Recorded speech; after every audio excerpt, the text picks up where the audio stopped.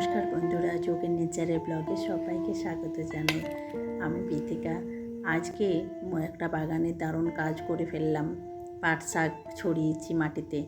এই যে বীজ নিয়ে এসেছি, 10 টাকার দাম এটা। ওই যে জায়গায় ফাঁকা জায়গাটা দেখছেন, ওই জায়গাটা মানে কুড়ি রেডি করা আছে। হাজব্যান্ডকে দিয়ে বলেছিলাম কুড়ি দিতে, ছুটির দিনে করে দিয়েছি। এই দেখুন বীজগুলো ঢেলে আপনাদেরকে দেখাচ্ছি কীরকম কালো কালো ছোটো ছোটো বীজগুলো দেখতে হয়। এরপর আমি এই বীজগুলো অল্প একটু ছড়িয়ে দিচ্ছি। 10 টাকার যা বীজ দিয়েছে না, মনে হয় 50 জনের পাট শাক বোনা হয়ে যাবে। এখন অল্প দুটি ছড়িয়ে দিলাম, কিছুদিন পরে আবার অল্প একটু ছড়াবো। এই যে এরকম করে ছড়ানোর পর এরকম করে মাটিতে হাতে একটু মাটির ভিতরে যেন ঢুকে যায়, সেই রকমভাবে করলাম। তারপর ওপর থেকে গোবর সার ছড়িয়ে দিচ্ছি। ছেলে দেখে কিসের দেয় যাক, চলুন বীজ ছড়ানো হয়ে গেছে। এরপরে জল দেব ভালোভাবে যেন মাটিটা ভিজে থাকে। যতদিন না ছোট ছোট চারা দেখতে পাচ্ছি ততদিন মাটিটা ওপর থেকে ভিজিয়ে রাখতে হবে। আর এরকমভাবে জল দিলে শাকের খুব ভালো হয়। কিছুদিন পরে আপনাদের সাথে শেয়ার করব কীরকম হয়েছে। ছেলে দেখতে পাচ্ছেন তো ছাদে ডাকছি খেলার জন্য। আমি এখানে ব্রেকফাস্ট রেডি করব। ছেলের জন্য আপেল বার করেছি, ওর জন্য আপেল সুজি করব। আর আমার সকালে খেতে ইচ্ছে করছে পাটিসাপটা পিঠে সকালে খেতে। এখন একটু সকাল দিকটা ঠান্ডা আছে, ঠান্ডাতে পিঠে খেতে সত্যি খুব ভালো লাগে আমার। মুড়ি টুড়ি খেতে ইচ্ছে করে না, মনে হয় কিছু একটু বানিয়ে খাই। ছেলের আপেল সুজির জন্য এই অনেক বাদাম ভিজিয়ে রেখেছি।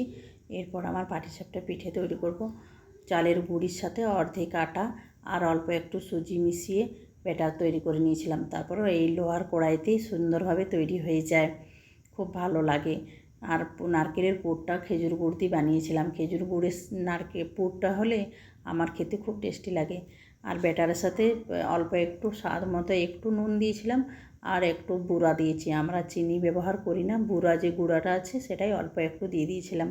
খুব বেশি এই ব্যাটারটা খুব বেশি মিষ্টি করার দরকার নেই, পুরটা দিয়ে দিলে এমনিতেই পিঠেটা খেতে খুব ভালো লাগে। এরকমভাবে চামচের সাহায্যে ছড়িয়ে পিঠেটা দারুণভাবে তৈরি করা যাচ্ছে। সত্যি লোহার কড়াইয়ে আর অল্প একটু তেল ব্যবহার করে খুব সুন্দরভাবে সহজে পিঠেটা হয়ে যাচ্ছে। এরকম অবস্থায় পিঠেটাকে উল্টিয়ে দুটো সাইডে অল্প একটু সেকানোর পর পুরটা ভিতরে দিয়ে দিচ্ছি। কি সুন্দর দেখুন, তলার দিকটা জালি জালি হয়েছে না, দেখতে খুব ভালো লাগছে। কালারটাও খুব সুন্দর আসছে। আর এতে ঘি দিলে তো দারুণ টেস্টি লাগে, দেশি ঘি দিলে। এতে নারকেলটা খুব ভালোভাবে খাওয়া হয়। অনেকটা নারকেল আমি নারকেল পুর বানিয়ে রাখি। আর অনেক দিন পর্যন্ত পুর বানিয়ে রাখলে এই নারকেলটা ফ্রিজের মধ্যে অনেক দিন পর্যন্ত রাখা যায়, যখন খুশি করে নিতে পারেন। এটা খুন্তি আর চামচের সাহায্যে উল্টালে খুব সহজে উল্টানো যায়। চলুন একে একে পিঠেগুলো তৈরি করি। এখন অনেকগুলো হয়েছে, ওগুলো দিয়ে হাজব্যান্ডকে আগে খেতে দিয়ে দিই। তারপরে আমি গরম গরম তৈরি করবো আর খাবো। আর ছেলের জন্য তারপরে ওই কড়াইটাতেই ছেলের খাবার তৈরি করে দিলাম। ওকে আগে খাওয়ানো হয়ে যাক, তারপরে আমরা একে একে রোদ্দুরে বসে খাবো। হাজব্যান্ডের জন্য যেটা রেডি করলাম সেটা একটু সাজিয়ে দিই ফুল দিয়ে। আমার বাগানে গাছ থেকে একটু ছোট্ট একটা পাপড়ি নিয়ে গোলাপের পিঠেটা সাজিয়ে দিলাম। এরকম বাগান থেকে টুকটাক জিনিস অনেক কিছু পেয়ে যায়। শীতের সকালে ব্রেকফাস্টটা আমরা সাধারণত বাইরেই রোদ্দুরে বসেই করি। তারপর ছেলে সকালের ব্রেকফাস্টে ওকে সাধারণত সব কিছু অল্টারনেটভাবে দিতে চেষ্টা করি। এতদিন চিড়ে ছিল, চিড়েগুলো শেষ হয়েছে। মাঝে কোনো দিন গাছের বাগান থেকে গাজর তুলে তারপরে গাজরের আর সুজি মিশিয়ে করে দিই। আবার আপেল সুজি একদিন, কোনো দিন চিড়ে দুধ চিড়ে, এরকম করে অল্টারনেটভাবে ওকে খাবার দিই সকালের ব্রেকফাস্ট। তারপরে সবার খাওয়ার পর আমি একটু খেতে বসলাম আরাম করে রোদ্দুরে। এরকমভাবে শীতের রোদ্দুরে পিঠে খেতে কতজনের ভালো লাগে কমেন্ট করবেন, জানি অনেকেরই ভালো লাগে। দারুণ হয়েছিল পিঠেগুলো, টেস্টি খুব। আমিও নিজে একটা পাপড়ি নিয়ে বসেছি। ছেলের এইদিকে কাণ্ড দেখুন, আমার টবের মাঝে বসে কী সব করছে। সব টবগুলো এক জায়গাতে রেখেছে, কি সুন্দর খেলা করছে। বেশি নড়িও না, গাছগুলো খারাপ হয়ে যাবে তো। এদিকে তাকাও একটু।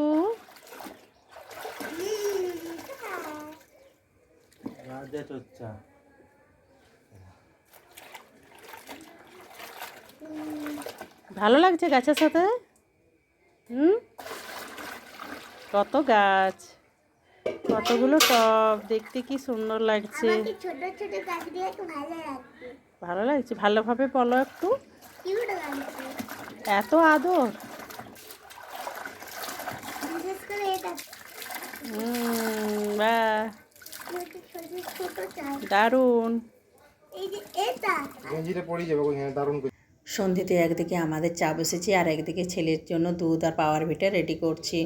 বন্ধুরা, ব্লগগুলো দেখতে কীরকম লাগছে কমেন্ট করবেন, আর ভালো লাগলে লাইক করে সাবস্ক্রাইব করবেন। আজকের ব্লগটা এখানেই কমপ্লিট করলাম। সবাই ভালো থাকুন, সুস্থ থাকুন, দেখা হবে পরের একটি ব্লগে। আর যোগা করবেন, আয়ুর্বেদিক ওষুধ নেবেন।